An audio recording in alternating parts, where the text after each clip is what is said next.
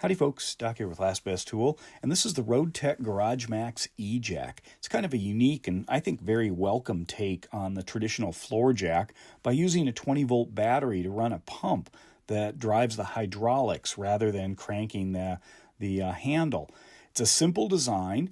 Basically, you've got an on-off button to turn the system on or off, and then an up and a down button. You just push those in order to raise or lower the jack.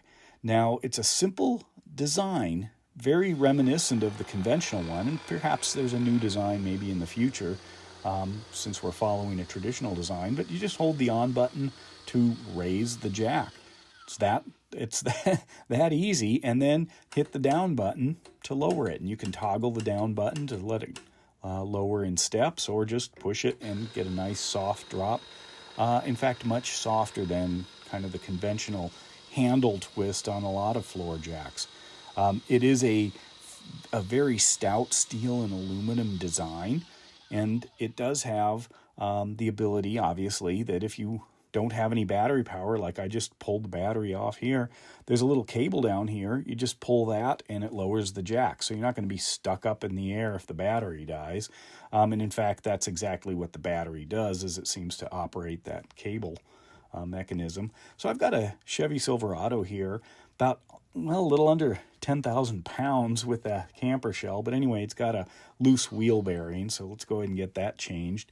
You position the jack, rolls very smoothly. In fact, I had to chock the wheel because it wanted to roll down the slight incline of the driveway.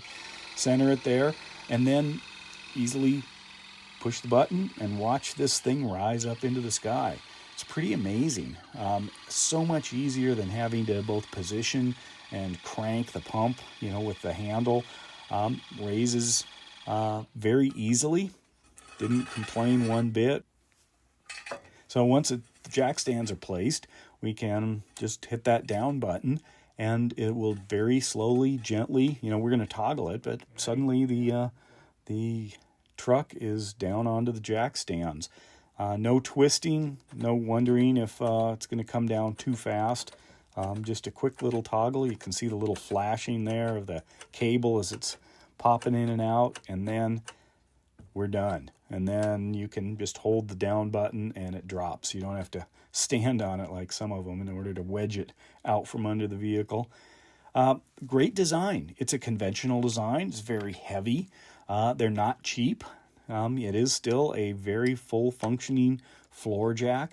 That T-handle right there allows you to lock or release the position of the handle. That handle you can take off by just unscrewing the collar right there, the control handle, and then you can lock it in. And that's kind of one of those conventional features. So there might be room for a brand new design. It does have this webbing handle in the middle that's easy to move it around, as well as side handles. Really a robust, heavy design. You can see the undercarriage, very clean in terms of its design. And of course, as I said, very heavy. It's not a light one. 20-volt battery does have a battery life indicator. I've been using this thing on and off for months now, and I honestly do not have any complaints whatsoever. I was a little skeptical, and I know you are too. So I'm going to revisit this in another video, but what I'd like is for you to share your comments, and then I'll consolidate those, and then we'll talk about this jack again, because, yeah, I had hesitations. I thought, what's going on here?